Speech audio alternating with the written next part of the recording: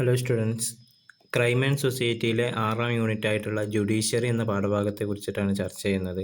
അപ്പോൾ അതിൻ്റെ ഇൻട്രൊഡക്ഷനിൽ പറയുന്നത് എന്തൊക്കെയാണെന്ന് വെച്ചാൽ 1973 ക്രിമിനൽ പ്രൊസീജിയർ ആക്ടിൽ 37 ചാപ്റ്ററുകളും 484 സെക്ഷനുകളും 2 ഷെഡ്യൂളുകളും അടങ്ങിയിട്ടുണ്ട്. അതിൽ ഒന്നാമത്തെ ഷെഡ്യൂളിൽ ഡിവിഷൻ ഓഫ് ഇൻസ്റ്റൻസസ് ആണ്, അതായത് ഡിവിഷൻ ഓഫ് ഒഫൻസസ്, അതായത് ഇപ്പം ജാമ്യം നൽകാൻ പറ്റുന്ന കേസാണോ അല്ല പറ്റാത്തതാണോ, അല്ലെങ്കിൽ ഒരു പോലീസ് ഓഫീസറിന് അറസ്റ്റ് വാറൻ്റ് ഇല്ലാതെ പ്രതിയെ അറസ്റ്റ് ചെയ്യാൻ പറ്റുന്നതാണോ പറ്റാത്തതാണോ, അങ്ങനത്തെ കാര്യങ്ങളൊക്കെയാണ് ഒന്നാമത്തെ ഷെഡ്യൂളിൽ ചർച്ച ചെയ്യുന്നത്. രണ്ടാമത്തെ ഷെഡ്യൂളിൽ കണ്ടെയ്ൻസ് വേരിയസ് ഫോംസ്, വ്യത്യസ്തങ്ങളായിട്ടുള്ള ഈ നിയമ രൂപങ്ങൾ ഏതൊക്കെ, ഇപ്പം അത് ഉദാഹരണത്തിന് പറയുകയാണെങ്കിൽ ഇപ്പം ജാമ്യത്തിനെ കുറിച്ചിട്ടും അതുപോലുള്ള ഓരോ നിയമരൂപങ്ങളെ കുറിച്ചിട്ടാണ് രണ്ടാമത്തെ ഷെഡ്യൂൾ പറയുന്നത്. പിന്നെ അതേപോലെ തന്നെ ഇന്ത്യൻ പീനൽ കോഡിൻ്റെ അണ്ടറിലുള്ള എല്ലാ കേസും നിയന്ത്രിക്കുന്നത് CRPC ആണ്. ചില സ്പെസിഫിക് ആയിട്ടുള്ള സാധനങ്ങളൊന്നും, അതായത് ഇപ്പോൾ ഒരു പ്രദേശത്തുള്ള പ്രത്യേക നിയമങ്ങളോ അല്ലെങ്കിൽ ഒരു യുണീക്കായിട്ടുള്ള നിയമങ്ങളോ കാര്യങ്ങളോ ഒന്നും ആ കാര്യങ്ങളിലൊന്നും ഈ CRPCക്ക് ഇടപെടാൻ പറ്റില്ല. ഇനി അടുത്തതായിട്ട് പറയുന്നത് ഹൈറാർക്കി ഓഫ് കോഡ്സ് ആണ്. ഇന്ത്യയിലും പ്രധാനമായിട്ടും 2 തരത്തിലുള്ള ക്രിമിനൽ കോഡ്സ് ആണുള്ളത്. ഒന്ന് റീജിയണൽ, രണ്ടാമത്തെ അർബൺ അല്ലെങ്കിൽ മെട്രോപൊളിറ്റൻ എന്നുള്ള രീതിയിലാണ്. അപ്പോൾ ആദ്യമായിട്ട് റീജിയണൽ ക്രിമിനൽ കോഡ്സിനെ കുറിച്ചിട്ടാണ് നമ്മൾ പറയുന്നത്. അപ്പോൾ അതിൽ 3 തരത്തിലുണ്ടാകും: ലോവർ ലെവൽ, മിഡിൽ ലെവൽ, അതേപോലെ തന്നെ ഹയസ്റ്റ് ലെവൽ. ഈ ലോവർ ലെവലിൽ പെട്ടതാണ് magistrate, second class magistrate, special magistrate എന്നുള്ളതൊക്കെ. മിഡിൽ ലെവലിൽ പെട്ടതാണ് കോർട്ട് ഓഫ് ടൈം, പിന്നെ അതേപോലെ തന്നെ additional courts of time, temporary assistant courts, special courts, ഇതൊക്കെ മിഡിൽ ലെവലിലും. ഇനി ഹയസ്റ്റ് ലെവലിൽ പെട്ടതാണ് സുപ്രീം കോർട്ട് എന്നുള്ളത്. ഇനി അടുത്തതാണ് മെട്രോപൊളിറ്റൻ കോർട്സ്. അതിലെന്താണ് മജിസ്ട്രേറ്റും അതുപോലെ തന്നെ സ്പെഷ്യൽ സിറ്റി മജിസ്ട്രേറ്റ് കോർട്സൊക്കെ അതിൽ ഉൾക്കൊള്ളും. പിന്നെ അതേപോലെ തന്നെ ചീഫ് ജസ്റ്റിസോ അല്ലെങ്കിൽ സിറ്റി മജിസ്ട്രേറ്റ്സിനൊക്കെ എന്താകും, ഈ മെട്രോപൊളിറ്റൻ ഏരിയയിലെ അതോറിറ്റിയിൽ, ഒരു അഡ്മിനിസ്ട്രേറ്റീവ് അതോറിറ്റിയിൽ എന്താകും പിടിപാടുണ്ടാകും എന്നുള്ള പറയുന്നത്. ഇനി ഈ CRPCയിലെ 6ാം സെഷൻ്റെ കീഴിലുള്ള ക്ലാസിഫിക്കേഷനാണ് പറയുന്നത്. ഒന്ന് അസംബ്ലി കോർട്ട്, പിന്നെ അതേപോലെ തന്നെ first level magistrate, city magistrate, അതുപോലെ തന്നെ ഫേസ് 2 മജിസ്ട്രേറ്റ്സ്, അതേപോലെ തന്നെ പ്രിസൈഡിംഗ് മജിസ്ട്രേറ്റ്. ഈ രീതിയിലാണ് ഈ CRPC സെക്ഷൻ 6ൻ്റെ കീഴിൽ ക്ലാസിഫൈ ചെയ്തിട്ടുള്ളത്. ഇനി അടുത്തതായിട്ട് പറയാനുള്ളതാണ് hierarchy of criminal codes in India എന്നുള്ളത്. അതിൽ ഒന്നാമത്തതാണ് സുപ്രീം കോർട്ട് ഓഫ് ഇന്ത്യ. ഇത് ഇന്ത്യൻ കോൺസ്റ്റിറ്റ്യൂഷനിലെ 124ാമത്തെ സെക്ഷൻ്റെ കീഴിലായിട്ട് എസ്റ്റാബ്ലിഷ് ചെയ്തതാണ്. അടുത്തതാണ് ഹൈക്കോർട്ട് എന്നുള്ളത്. ഇത് ഇന്ത്യൻ കോൺസ്റ്റിറ്റ്യൂഷൻ്റെ നിയന്ത്രണത്തിലുള്ളതും അതുപോലെ തന്നെ സുപ്രീം കോർട്ടിൻ്റെ സബോർഡിനേറ്റായിട്ട് പ്രവർത്തിക്കുന്ന കോർട്ടാണ്. ഇനി അടുത്തത് പറയാനുള്ളത് ലോവർ കോർട്സിനെ കുറിച്ചിട്ടാണ്. അതിൽ പെട്ടതാണ് സിറ്റി കോർട്സ് എന്നുള്ളത്. സിറ്റി കോർട്സിൽ 2 ഉണ്ട്: സിറ്റി ചീഫ് മജിസ്ട്രേറ്റും അതുപോലെ തന്നെ ഫസ്റ്റ് സിറ്റി മജിസ്ട്രേറ്റും. അതുപോലെ അടുത്തതാണ് റീജിയണൽ കോർട്സ് എന്നുള്ളത്. അതിൽ പെട്ടതാണ് times court, first class court magistrate, അതുപോലെ തന്നെ കാറ്റഗറി 2 മജിസ്ട്രേറ്റ്സ്, ചീഫ് മജിസ്ട്രേറ്റ് എന്നുള്ളത്. ഇനി അടുത്തത് നമുക്ക് പറയാനുള്ളത് ജുഡീഷ്യറി സ്ട്രക്ചറിനെ കുറിച്ചിട്ടാണ്. അപ്പം ഈ CRPCയിലെ സെക്ഷൻ 3-4 പ്രകാരം ഇതിൻ്റെ എക്സിക്യൂട്ടീവ് പവറൊക്കെ എന്താക്കിയിട്ടുണ്ട്, സെപ്പറേറ്റ് ചെയ്തിട്ടുണ്ട്. ജുഡീഷ്യറിൻ്റെ പവർ എക്സിക്യൂട്ടീവ് പവറിൽ നിന്ന് എന്താക്കിയിട്ടുണ്ട്, സെപ്പറേറ്റ് ചെയ്തിട്ടുണ്ട്. അതുപോലെ തന്നെ മജിസ്ട്രേറ്റിൻ്റെ റോൾ എന്തൊക്കെയാണെന്ന് വെച്ചാൽ, ഇപ്പം ഈ പിഴ കൊടുക്കുക, അതുപോലെ തന്നെ പണിഷ്മെൻറ്റ് കൊടുക്കുക, അതുപോലെ തന്നെ എൻക്വയറി നടത്തുക, അതേപോലെ ട്രയൽ നടത്തുക, ഈ സംഭവങ്ങളൊക്കെയാണ് മജിസ്ട്രേറ്റിൻ്റെ റോളിൽ വരുന്നത്. അടുത്താണ് ചീഫ് മജിസ്ട്രേറ്റിൻ്റെ റോൾ എന്തൊക്കെയാണെന്ന് വെച്ചാൽ, അതായത് അഡ്മിനിസ്ട്രേറ്റീവായിട്ടുള്ള കാര്യങ്ങളിലും ഒക്കെ ഹാൻഡിൽ ചെയ്യുക. ഇപ്പോൾ ഉദാഹരണത്തിന് ലൈസൻസ് കൊടുക്കുക ഒരു കാര്യത്തിന്, അതുപോലെ തന്നെ സസ്പെൻഷൻ കൊടുക്കുക, അല്ലെങ്കിൽ ആ ലൈസൻസ് റദ്ദാക്കുക, അല്ലെങ്കിൽ ഒരു കാര്യത്തിന് പെർമിഷൻ കൊടുക്കുക, അങ്ങനത്തെ കാര്യങ്ങളൊക്കെ ഹാൻഡിൽ ചെയ്യാറാണ് ചീഫ് മജിസ്ട്രേറ്റാണ്. ഇനി അടുത്തതായിട്ട് പറയാനുള്ളത് കോർട്ട് ഓഫ് സെഷനാണ്. ഇത് CRPCയിലെ 9-10 സെക്ഷനിലാണ് ഇതിനെ കുറിച്ചിട്ട് പറയുന്നത്. ഇത് സുപ്രീം കോടതി അപ്പോയിൻ്റ് ചെയ്തിട്ടുള്ള ഒരു ജഡ്ജിൻ്റെ നേതൃത്വത്തിൽ സ്റ്റേറ്റ് ഗവൺമെൻറ് എസ്റ്റാബ്ലിഷ് ചെയ്തിട്ടുള്ള ഒരു കോർട്ടാണ്. വേണമെങ്കിൽ എന്താക്കാം, ഒരു അഡീഷണൽ ആയിട്ടുള്ള ഒരു എക്സ്ട്രാ ഓർഡിനറി ജഡ്ജിനെ കൂടി വേണമെങ്കിൽ അപ്പോയിൻ്റ് ചെയ്യാൻ പറ്റും. പിന്നെ ഈ ഒരു കോടതിയാണ് എന്താക്കുക, ഈ വാദിൻ്റെയും പ്രതിൻ്റെയും സൗകര്യാർത്ഥവും അതുപോലെ തന്നെ അവരുടെ രണ്ടാളുടെയും പൂർണ്ണ സമ്മതത്തോട് കൂടിയിട്ട് എന്താക്കാം, ഇത് അവർക്ക് സൗകര്യമായിട്ടുള്ള ഒരു വെന്യൂവിലേക്ക് എന്താക്കാം, ഈ വാദം കേൾക്കുന്നത് മറ്റുള്ള കാര്യങ്ങളൊക്കെ മാറ്റാൻ പറ്റും. ഇനി അടുത്തത് പറയാനുള്ളത് മജിസ്ട്രേറ്റ് കോർട്ടിനെ കുറിച്ചിട്ടാണ്. ഈ സ്റ്റേറ്റിന് എന്താക്കാം, ഹൈക്കോർട്ടിനോട് കൂടി തീരുമാനിച്ചിട്ട് എന്താക്കാം, ഒരു ഫസ്റ്റ് ലെവൽ അല്ലെങ്കിൽ സെക്കൻഡ് ലെവൽ മജിസ്ട്രേറ്റിനെ എന്താക്കാം, എസ്റ്റാബ്ലിഷ് ചെയ്യാൻ പറ്റും. ഈ ഹൈക്കോർട്ടിന് എന്താക്കാൻ പറ്റും, ഈ ഫസ്റ്റ് ക്ലാസ് ജുഡീഷ്യൽ മജിസ്ട്രേറ്റിനെ ഒരു extra ordinary chief judicial magistrate ആയിട്ട് എന്താക്കാം, നിയമിക്കാൻ പറ്റും. ഇനി ചീഫ് മജിസ്ട്രേറ്റിനെ കുറിച്ചിട്ടാണ് പറയാനുള്ളത്. ഇത് സെക്ഷൻ 12 ഇതിനെ കുറിച്ചിട്ട് പരാമർശിക്കുന്നത്. അപ്പം മെട്രോപൊളിറ്റൻ അല്ലാത്ത ഡിസ്ട്രിക്റ്റുകളിലൊക്കെ ഈ ഫസ്റ്റ് ക്ലാസ് മജിസ്ട്രേറ്റിനെ എന്താക്കാൻ പറ്റും, ചീഫ് ജുഡീഷ്യൽ മജിസ്ട്രേറ്റ് ആയിട്ട് അപ്പോയിൻമെൻറ്റ് ചെയ്യാൻ പറ്റും. അതുപോലെ തന്നെ ഈ ഹൈക്കോടതിക്ക് എന്താകാം, ഈ ചീഫ് മജിസ്ട്രേറ്റിന് നൽകുന്ന അതേ അധികാരം, തത്തുല്യമായിട്ടുള്ള അധികാരം നൽകിയിട്ട് ഈ ഫസ്റ്റ് ക്ലാസ് ജുഡീഷ്യൽ മജിസ്ട്രേറ്റിനെ ഒരു extra ordinary class judicial magistrate ആയിട്ട് എന്താക്കാൻ പറ്റും, അപ്പോയിൻമെൻറ്റ് ചെയ്യാൻ പറ്റും എന്നുള്ളതാണ്. ഇനി അടുത്തതായിട്ട് പറയാനുള്ളത് സബ് ഡിസ്ട്രിക്ട് കോർട്ട് മജിസ്ട്രേറ്റിനെ കുറിച്ചിട്ടാണ്. അപ്പോൾ ഈ ഫസ്റ്റ് ക്ലാസ് മജിസ്ട്രേറ്റിന് എന്താക്കാൻ പറ്റും, ഈ കീഴ്ക്കോടതികളിലും അതുപോലെ തന്നെ ചീഫ് മജിസ്ട്രേറ്റിൻ്റെ കൺട്രോളിലായിട്ടും പ്രവർത്തിക്കാൻ പറ്റും എന്നുള്ളതാണ്.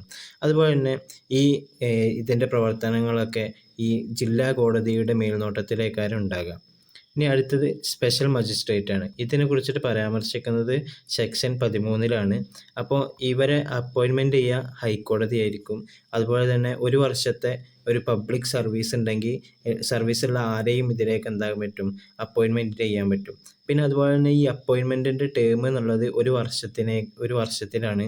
അതുപോലെ തന്നെ സ്പെഷ്യൽ മജിസ്ട്രേറ്റിൻ്റെ കീഴിലല്ലാത്ത മെട്രോപൊളിറ്റൻ ഏരിയകളിലൊക്കെ എന്താക്കാൻ പറ്റും, സിറ്റി മജിസ്ട്രേറ്റ് ആയിട്ട് എന്താക്കാൻ പറ്റും, അപ്പോയിൻമെൻറ്റ് ചെയ്യാൻ പറ്റും എന്നുള്ളതാണ്.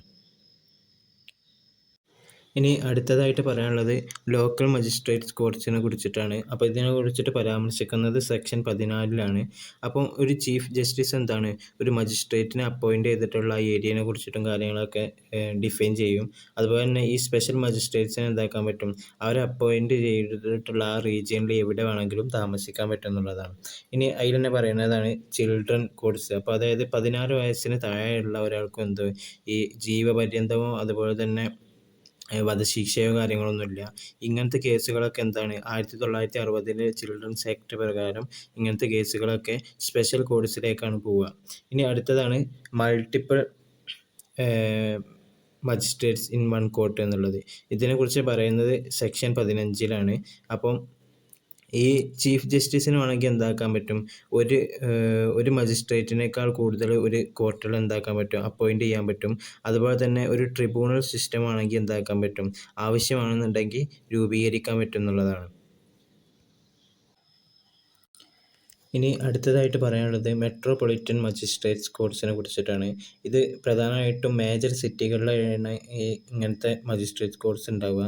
അതുപോലെ തന്നെ ഇവിടുത്തെ ഇത് സുപ്രീം കോടതി അപ്പോയിൻ്റ് ചെയ്തിട്ടുള്ള പ്രത്യേകമായിട്ടുള്ള ഓഫീസേഴ്സിൻ്റെ അധ്യക്ഷതയിലാണ് ഈ മെട്രോപൊളിറ്റൻ മജിസ്ട്രേറ്റ്സ് കോർട്സ് നടക്കുക. അതുപോലെ തന്നെ ഈ സിറ്റി മജിസ്ട്രേറ്റ്സിന് എന്തുണ്ടാവും, ഈ സിറ്റിയുടെ മുഴുവൻ ഒരു അതോറിറ്റി ഉണ്ടാവും. അതുപോലെ തന്നെ ഈ ഹൈക്കോടതിനെ എന്താക്കാൻ പറ്റും, ഹൈക്കോടതിയാണ് ചീഫ് സിറ്റി മജിസ്ട്രേറ്റിനെ അപ്പോയിൻ്റ് ചെയ്യുക. ഇനി അടുത്തതായിട്ട് പറയാനുള്ളത് ഈ എക്സിക്യൂട്ടീവ് മജിസ്ട്രേറ്റിൻ്റെ അധികാര പരിധിയെ കുറിച്ചിട്ടാണ്. ഇതിനെക്കുറിച്ച് പരാമർശിക്കുന്നത് സെക്ഷൻ 22 അപ്പോൾ ഈ എക്സിക്യൂട്ടീവ് മജിസ്ട്രേറ്റിന് എന്താക്കാൻ പറ്റും, ഈ റീജിയണൽ കോർട്ട് നിയമിച്ചിട്ടുള്ള എല്ലാ സ്ഥലങ്ങളിലും എന്താക്കാൻ പറ്റും, അവരുടെ ഡ്യൂട്ടി നിർവഹിക്കാൻ പറ്റും. അതുപോലെ തന്നെ എന്താക്കാൻ പറ്റും, ആ ഒരു റീജിയൻ്റെ ആവശ്യമായ സ്ഥലങ്ങളിലേക്കൊക്കെ എന്താക്കാൻ പറ്റും, അവരുടെ അതോറിറ്റി എന്താക്കാൻ പറ്റും, എക്സ്റ്റെൻഡ് ചെയ്യാൻ പറ്റും എന്നുള്ളതാണ്. ഇനി അടുത്തതായിട്ട് പറയാനുള്ളത് സബോർഡിനേഷൻ ഓഫ് എക്സിക്യൂട്ടീവ് മജിസ്ട്രേറ്റ് എന്നുള്ളതാണ്. അപ്പോൾ ഇതിനെക്കുറിച്ചിട്ട് പരാമർശിക്കുന്നത് സെക്ഷൻ 23 അപ്പോൾ ഈ ഡിസ്ട്രിക്ട് മജിസ്ട്രേറ്റ് പറഞ്ഞാൽ എന്താണ്, ഈ അഡീഷണൽ ഡിസ്ട്രിക്ട് മജിസ്ട്രേറ്റ് അല്ലാത്ത ബാക്കിയുള്ള എല്ലാ മജിസ്ട്രേറ്റിൻ്റെയും ഒരു സുപ്പീരിയർ ആയിട്ടുള്ള ഒരു മജിസ്ട്രേറ്റാണ് ഡിസ്ട്രിക്ട് മജിസ്ട്രേറ്റ് എന്നുള്ളത്. അതുപോലെ ഈ സബ് ഡിസ്ട്രിക്ട് മജിസ്ട്രേറ്റ് പറഞ്ഞാൽ എന്താണ്, അവർ നിർബന്ധമായിട്ടും എല്ലാ കേസിൻ്റെ റിപ്പോർട്ട് എന്താക്കണം, ഈ പ്രിസൈഡിങ് മജിസ്ട്രേറ്റിന് എന്താക്കണം, റിപ്പോർട്ട് ചെയ്യണം എന്നുള്ളതാണ്. അതുപോലെ ഇനി അടുത്തതായിട്ട് പറയാനുള്ളത് പോലീസ് ആസ് ഫങ്ഷണറി എന്നുള്ളതാണ്. അപ്പോൾ ഈ CRPCയിൽ എന്താക്കണില്ല, ഈ ഒരു പോലീസിൻ്റെ കാര്യങ്ങളൊന്നും ഫോർമലി അതിനെ കുറിച്ചിട്ടൊന്നും പറയുന്നില്ല. പക്ഷെ അതിൻ്റെ എന്താക്കുന്നത് ഫങ്ഷനും അതോറിറ്റിയെ കുറിച്ചിട്ടൊക്കെ എന്താക്കുന്നുണ്ട്, അതിൽ പരാമർശിക്കുന്നുണ്ട്. അപ്പോൾ ഈ 1861 പോലീസ് ആക്ട് പ്രകാരം അതിലെന്താകുന്നുണ്ട്, ഒരുപാട് പോലീസിൻ്റെ സ്ട്രക്ചറും കാര്യങ്ങളും ഒക്കെ എന്താക്കുന്നുണ്ട്, അതിൽ രൂപപ്പെട്ട് വരുന്നുണ്ട്. അതുപോലെ തന്നെ ഈ പോലീസിൻ്റെ ഫംഗ്ഷനൊക്കെ എന്താണ്, ഡിസ്ട്രിക്ട് മജിസ്ട്രേറ്റിൻ്റെ മേൽനോട്ടത്തിലേക്കാണ് ഉണ്ടാകുക. അതുപോലെ എന്താണ്, ഈ DGP ഡയറക്ടർ ജനറൽ ഓഫ് പോലീസാണ് അവരെ സ്റ്റേറ്റ് ലെവലിൽ എന്താക്കുക, അവരെ നിയന്ത്രിക്കുക. പിന്നെ എല്ലാ പോലീസ് ഓഫീസർക്കും എന്തുണ്ടാവും, ഒരു സർട്ടിഫിക്കറ്റ് ഓഫ് അതോറിറ്റി ഉണ്ടാവും. പിന്നെ അതെന്താകും, അവരുടെ റിട്ടയർമെൻറ്റിന് ശേഷം എന്താകും, ഒരു ഇൻവാലിഡ് ആയിട്ട് മാറും. പിന്നെ ഈ പോലീസിൻ്റെ അധികാരത്തിൽപ്പെട്ടതാണ് സെർച്ച് ചെയ്യുക, അതുപോലെ തന്നെ ക്വസ്റ്റ്യൻ ചെയ്യുക, അതുപോലെ തന്നെ സ്റ്റേഷൻ ലെവലിലുള്ള കൺട്രോളിങ്ങും കാര്യങ്ങളൊക്കെ ഈ പോലീസിൻ്റെ അധികാര പരിധിയിൽപ്പെട്ടതാണ്. അടുത്തതായി പറയാനുള്ളത് പബ്ലിക് പ്രോസിക്യൂട്ടറിനെ കുറിച്ചിട്ടാണ്. ഒരു പബ്ലിക് പ്രോസിക്യൂട്ടർ പറഞ്ഞാൽ എന്താണ്, ഈ ഒരു ക്രിമിനൽ കേസുകളിലൊക്കെ പബ്ലിക്കിനെ റെപ്രസെൻ്റ് ചെയ്തിട്ട് സ്റ്റേറ്റ് അപ്പോയിൻ്റ് ചെയ്യുന്ന ഒരു ഓഫീസറാണ് പബ്ലിക് പ്രോസിക്യൂട്ടർ. അവരുടെ റോൾ എന്താണ്, ഒരു വിക്ടിമിനെ റെപ്രസെൻ്റ് ചെയ്യാന്നല്ല, മറിച്ച് എന്താണ്, ഒരു പബ്ലിക്കായിട്ടുള്ള ഇൻട്രസ്റ്റിനെയും അതുപോലെ തന്നെ അതിനെ പ്രൊട്ടക്റ്റ് ചെയ്യുകയും അതുപോലെ തന്നെ ജസ്റ്റിസ് ഉറപ്പുവരുത്തുകയും ചെയ്യുക എന്നുള്ളതാണ്.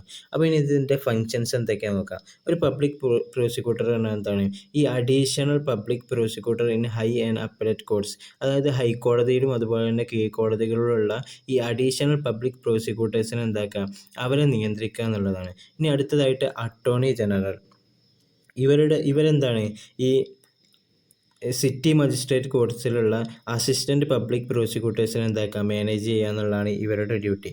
ഇനി അടുത്തതായിട്ടുള്ള എന്താണ്, അഡീഷണൽ പ്രോസിക്യൂട്ടർ. ഇവരെന്താണ്, ഈ സുപ്രീം കോടതികളിലൊക്കെ ക്രിമിനൽ കേസുകളൊക്കെ എന്താ പ്രോസിക്യൂട്ട് ചെയ്യുക എന്നുള്ളതാണ് ഇവരുടെ ഫംഗ്ഷൻ. ഇനി അടുത്തതായിട്ട് അസിസ്റ്റൻറ്റ് പബ്ലിക് പ്രോസിക്യൂട്ടർ. ഇവരെന്താകും, ഈ കേസ് പേപ്പേഴ്സിനൊക്കെ എന്താകും, അവലോകനം ചെയ്യും. അതുപോലെ തന്നെ ഈ റിലീസിൻ്റെ കാര്യങ്ങളൊക്കെ എന്താകും, അവർ റെക്കമെൻഡ് ചെയ്യും. അതുപോലെ തന്നെ ഈ എവിഡൻസും അതുപോലെ എവിഡൻസിനെ അവലോകനം ചെയ്യുകയും അതുപോലെ തന്നെ അതിൻ്റെ ഒരു അപ്ലിക്കേഷൻ, ഈ അവലോകനത്തിൻ്റെ ഒരു അപ്ലിക്കേഷൻ സബ്മിറ്റ് ചെയ്യുക എന്നുള്ളതാണ് ഇവരുടെ ഫംഗ്ഷൻ. ഇനി അടുത്തതായിട്ട് ഡയറക്ടർ ഓഫ് പബ്ലിക് പ്രോസിക്യൂഷൻ എന്നുള്ളതാണ്. ഇവരെന്താകും, പ്രോസിക്യൂഷൻ ഓഫീസിലെ എല്ലാ ഡയറക്ടർമാരെയും സൂപ്പർവൈസ് ചെയ്യുക എന്നുള്ളതാണ് ഇവരുടെ ജോലി. അതുപോലെ തന്നെ എന്താകും, ഈ ഫൈനാൻഷ്യൽ ആയിട്ടുള്ള ബ്രാഞ്ചസിനെ എന്താകും, അവലോകനം ചെയ്യും. അതുപോലെ തന്നെ ഈ ഓഫീസ് ഓഫ് പബ്ലിക് പ്രോസിക്യൂട്ടേഴ്സ് എന്താകും, എല്ലാ വ്യത്യസ്ത ലെവലിലുള്ള എല്ലാ പബ്ലിക് പ്രോസിക്യൂട്ടേഴ്സിനെയും ഇവരെന്താകും, ഓപ്പറേറ്റ് ചെയ്യും. ഇനി ഒരു പബ്ലിക് പ്രോസിക്യൂട്ടറിനെ അപ്പോയിൻമെൻറ്റ് ചെയ്യാനുള്ള റീസണുകളാണ് പറയുന്നത്. ഒന്നെന്താണ്, ഈ കുറ്റകൃത്യങ്ങളൊന്നും എന്താണ്, ഒരു വ്യക്തിക്കെതിരെ മാത്രമല്ല ഒരു എതിരാണെന്നുള്ളത് കണക്കാക്കപ്പെടുന്നു. അതുപോലെ തന്നെ സമൂഹത്തിന് നീതി ഉറപ്പാക്കുക എന്നുള്ളത് എന്താണ്, ഒരു സംസ്ഥാനത്തിൻ്റെ ഉത്തരവാദിത്തമായിട്ട് കാണുന്നു എന്നുള്ളതാണ്. ഇനി അതുപോലെ ഈ ഭരണഘടനാ തത്വങ്ങൾ ഉറപ്പാക്കുന്നുണ്ട്. അതായത് ഇപ്പം നിയമത്തിന് മുന്നിൽ തുല്യത, അതുപോലെ തന്നെ ജീവിക്കാനുള്ള സ്വാതന്ത്ര്യം, അതുപോലെ തന്നെ നിരപരാധിത്വം തെളിയിക്കുക, അതുപോലെ തന്നെ എന്താക്കുക, ഈ മുൻകാല നിയമങ്ങളിൽ നിന്നുള്ള സംരക്ഷണം, അതുപോലെ തന്നെ നിയമസഹായത്തിനുള്ള അവകാശം എന്നുള്ളതൊക്കെ. അപ്പോൾ ഈ നിയമസഹായ വ്യവസ്ഥ എന്താ വെച്ചാൽ, ഒരു പ്രതിക്ക് ഒരു വക്കീലിനെ അല്ലെങ്കിൽ ഒരു അഭിഭാഷകനെ നിയമിക്കാൻ പണമില്ല എന്നുണ്ടെങ്കിൽ ഈ CRPC സെക്ഷൻ 304 പ്രകാരം എന്താണ്, സംസ്ഥാനം നൽകണം എന്നുള്ളതാണ്. അതായത് ഇപ്പം ലീഗൽ എയ്ഡ് ബോർഡ് പ്രകാരമോ അല്ലെങ്കിൽ 1987 ലീഗൽ സർവീസസ് അതോറിറ്റി ആക്ട് പ്രകാരമൊക്കെ ഈ ഒരു സംസ്ഥാനം എന്താക്കണം, ആ പ്രതിക്ക് എന്താകണം, ഒരു അഭിഭാഷകനെ നൽകണം എന്നുള്ളതാണ് നിയമസഹായ വ്യവസ്ഥ. ഇനി അടുത്തതായിട്ട് നമ്മൾ ക്രിമിനൽ പ്രൊസീജിയർ കോഡിൻ്റെ ഒരു ഔട്ട്ലൈനാണ് നോക്കുന്നത്. ആദ്യമായിട്ട് ഹിസ്റ്റോറിക്കൽ ബാക്ക്ഗ്രൗണ്ട് നോക്കുകയാണെങ്കിൽ 1860 ഇന്ത്യൻ പീനൽ കോഡ് നിലവിൽ വന്നതിന് ശേഷം 1861 ഈ CRPC ഇൻട്രൊഡ്യൂസ് ചെയ്യുന്നത്. 1882 ആക്ട് പ്രകാരം എന്താക്കി, ഇതൊന്ന് പരിഷ്കരിച്ചെടുത്തു. പിന്നെ അതുപോലെ തന്നെ എന്തായി, 1898 വേർഷൻ എന്താക്കുകയാണ്, ഈ 1923 ക്രിമിനൽ പ്രൊസീജിയർ കോഡ് അമെൻഡ്മെൻറ്റ് പ്രകാരം എന്താക്കുകയാണ്, അപ്ഡേറ്റ് ചെയ്യുകയാണ്. അതുപോലെ എന്താണ്, ഫസ്റ്റ് ലോ കമ്മീഷൻ്റെ 14ാമത്തെ റിപ്പോർട്ടിൽ എന്തായി, ഇതിൽ പരിഷ്കാരങ്ങൾ വേണം എന്നുള്ള നിർദ്ദേശിച്ചു. പിന്നെ അങ്ങനെ എന്താണ് 41ാമത്തെ റിപ്പോർട്ടിലാണ്, അതായത് 1973 41ാമത്തെ റിപ്പോർട്ടിലാണ് എന്താകുന്നത്, ഇങ്ങനെ ഒരു ക്രിമിനൽ പ്രൊസീജിയർ കോഡ് ഗവൺമെൻറ് അംഗീകരിക്കുന്നത്. ഇനി അടുത്തതായിട്ട് പറയാനുള്ളത് ടൈപ്സ് ഓഫ് ഒഫൻസസ് ആണ്. അതിൽ ഒന്നാമത്തേതാണ് കോഗ്നിസബിൾ ഒഫൻസ്, അതായത് പോലീസിന് എന്താക്കാൻ പറ്റില്ല, ഒരു അറസ്റ്റ് വാറൻറ്റ് ഇല്ലാതെ അറസ്റ്റ് ചെയ്യാൻ പറ്റില്ല എന്നുള്ളതാണ്. ഇനി അടുത്തപോലെ നോൺ കോഗ്നൈസബിൾ ഒഫൻസ് എന്നാൽ പോലീസിന് എന്താക്കാം, ഈ അറസ്റ്റ് വാറൻറ്റ് ഇല്ലാതെ അറസ്റ്റ് ചെയ്യാൻ പറ്റും. അതുപോലെ തന്നെ ബെയിലബിൾ ഒഫൻസ് എന്നാൽ ജാമ്യം ലഭിക്കുന്നത്, നോൺ ബെയിലബിൾ പറഞ്ഞാൽ ജാമ്യം ലഭിക്കാത്തത്. ഇനി ഇതിൻ്റെ CRPCയുടെ സിഗ്നിഫിക്കൻസ് ആണ് പറയുന്നത്, പ്രാധാന്യമാണ് പറയുന്നത്. ഒരു കക്ഷിയോടും അന്യായമായി പെരുമാറാതെ ന്യായമായ വിചാരണ ഉറപ്പുവരുത്തുന്നുണ്ട്. അതുപോലെ തന്നെ പ്രതികളും സാക്ഷികളും ഉൾപ്പെടെ എല്ലാ കക്ഷികളും എന്താകണം, വിചാരണ സമയത്ത് ഹാജരാകാൻ ആവശ്യപ്പെടുന്നുണ്ട്. അതുപോലെ തന്നെ സമൻസ്, വാറൻറ്റുകൾ അതുപോലെ തുടങ്ങിയ നടപടിക്രമങ്ങളൊക്കെ എന്താക്കുന്നു, സ്വീകരിക്കുന്നു. അതുപോലെ തന്നെ പ്രത്യേകമായിട്ടുള്ള സാഹചര്യങ്ങളല്ലാത്ത സമയങ്ങളിലൊക്കെ വ്യക്തി സ്വാതന്ത്ര്യത്തെ എന്താക്കുന്നുണ്ട്, റെസ്പെക്റ്റ് ചെയ്യുന്നുണ്ട്. അതുപോലെ തന്നെ ജഡ്ജിമാർ, പോലീസ്, പ്രോസിക്യൂട്ടർമാർ, അതുപോലെ തന്നെ അഭിഭാഷകർ, തിരുത്തൽ ജീവനക്കാർ തുടങ്ങി എല്ലാവരെയും എന്താകുന്നുണ്ട്, അത് റിക്വയർ ചെയ്യുന്നുണ്ട് എന്നുള്ളതാണ്. ഇനി അടുത്തതായിട്ട് പറയാനുള്ളത് റോൾ ഓഫ് പോലീസാണ്. അപ്പം പോലീസ് ഫോഴ്സ് 1861 പോലീസ് ആക്ട് പ്രകാരമാണ് നിലവിൽ വരുന്നത്. അവരുടെ മെയിൻ ഡ്യൂട്ടികൾ എന്താണെന്ന് വെച്ചാൽ ക്രൈംസ് കണ്ടെത്തുകയും അതിനെ തടയുകയും ചെയ്യുക, അതുപോലെ തന്നെ ക്രമസമാധാനം നിലനിർത്തുക എന്നുള്ളതൊക്കെയാണ്. ഈ പോലീസ് എന്നുള്ളത് എന്താണ്, സ്റ്റേറ്റിൻ്റെ ആഭ്യന്തര വകുപ്പിൻ്റെ കീഴിലേക്കാണ് ഉണ്ടാകുക. അതുപോലെ തന്നെ സ്റ്റേറ്റ് ലെവലിൽ പോലീസിനെ കൺട്രോൾ ചെയ്യുക, അതിൻ്റെ ഹെഡായിട്ട് ഉണ്ടാകുക DGP അഥവാ ഡയറക്ടർ ജനറൽ ഓഫ് പോലീസ് ആയിക്കാനും. അതുപോലെ തന്നെ ഈ ഡിസ്ട്രിക്ട് ലെവലിൽ പോലീസിനെ സൂപ്പർവൈസ് ചെയ്യുക ഡിസ്ട്രിക്ട് സുപ്പീരിയൻറ്റൻ്റ് ഓഫ് പോലീസ് അഥവാ DSP ആയിരിക്കും. അതുപോലെ തന്നെ ഈ സിറ്റികളിലൊക്കെ കമ്മീഷണർ ഓഫ് പോലീസ് എന്നുള്ള ഒരു ചാർജ് ഉണ്ടാകും. ഈ പോലീസിൻ്റെ മെയിനായിട്ടുള്ള റോൾസിൽ പെട്ടതാണ് എന്ത്, എല്ലാ തരത്തിലുള്ള ക്രൈമിനെയും തടയുക, അതുപോലെ തന്നെ പബ്ലിക് പ്രോപ്പർട്ടി പ്രൊട്ടക്റ്റ് ചെയ്യുക, അതുപോലെ തന്നെ maintain law and public order, അതുപോലെ തന്നെ VIP കൾക്ക് സെക്യൂരിറ്റി പ്രൊവൈഡ് ചെയ്യുക, അതുപോലെ തന്നെ ഹ്യൂമൻ റൈറ്റ്സും അതുപോലെ തന്നെ മാർജിനൈസ്ഡ് കമ്മ്യൂണിറ്റീസിൻ്റെ റൈറ്റ്സൊക്കെ എന്താക്കുക, അതിനെയൊക്കെ സംരക്ഷിക്കുക എന്നുള്ളത്. അതുപോലെ തന്നെ പോലീസ് എല്ലാ തരത്തിലുള്ള ഇല്ലീഗലായിട്ടുള്ള സബ്സ്റ്റൻസിൻ്റെ വിൽപ്പനയും കാര്യങ്ങളൊക്കെ തടയും. പിന്നെ അതുപോലെ അവർ ഈ കോഗ്നൈസബിൾ ആൻഡ് നോൺ കോഗ്നൈസബിൾ ഒഫൻസിനെ കുറിച്ചിട്ട് അവർ ഇൻവെസ്റ്റ് ചെയ്യും. അതുപോലെ തന്നെ അറസ്റ്റ് വാറൻ്റ് ഇല്ലാതെ തന്നെ കോഗ്നൈസബിൾ കേസസിലൊക്കെ കേസ് അറസ്റ്റ് ചെയ്യും. അതുപോലെ തന്നെ ഒരു ഫീമെയിലായിട്ടുള്ള ഒരു ക്രിമിനലിനെ അറസ്റ്റ് ചെയ്യുന്ന സമയത്ത് ഒരു ഫീമെയിൽ ഓഫീസർ നിർബന്ധമായിട്ടും അവിടെ ഹാജരാകണം എന്നുള്ളതാണ്. അടുത്തതായിട്ട് പറയുന്നത് ഇന്ത്യൻ ജുഡീഷ്യൽ സിസ്റ്റത്തെയാണ്. അപ്പോൾ ഇന്ത്യ ഇന്നും പാരമ്പര്യമായിട്ട് ബ്രിട്ടീഷ് കൊളോണിയൽ റൂളിൽ നിന്ന് പാരമ്പര്യമായി ലഭിച്ച അതേ ജുഡീഷ്യൽ സിസ്റ്റം തന്നെയാണ് ഇന്നും പിന്തുടരുന്നത്. ഇത് മൂന്ന് തരത്തിലാണുള്ളത്. ഈ ഒരു ജുഡീഷ്യൽ സ്ട്രക്ചർ 3 തരത്തിലാണ്. ഒന്ന് സുപ്രീം കോർട്ട്, ഹൈക്കോർട്ട്, അതുപോലെ തന്നെ ഡിസ്ട്രിക്ട് ആൻഡ് സബോർഡിനേറ്റ് കോർട്ട്സ്. ഇനി അതിലേക്കുള്ള അപ്പോയിൻമെൻറ്റ്സ് എങ്ങനെയാണ്? ഈ സുപ്രീം കോടതിയിലേക്കും ഹൈക്കോടതിയിലേക്കും president of India, chief justice of ഇന്ത്യയുടെ അപ്രൂവൽ പ്രകാരം നേരിട്ട് അപ്പോയിൻറ്റ് ചെയ്യും.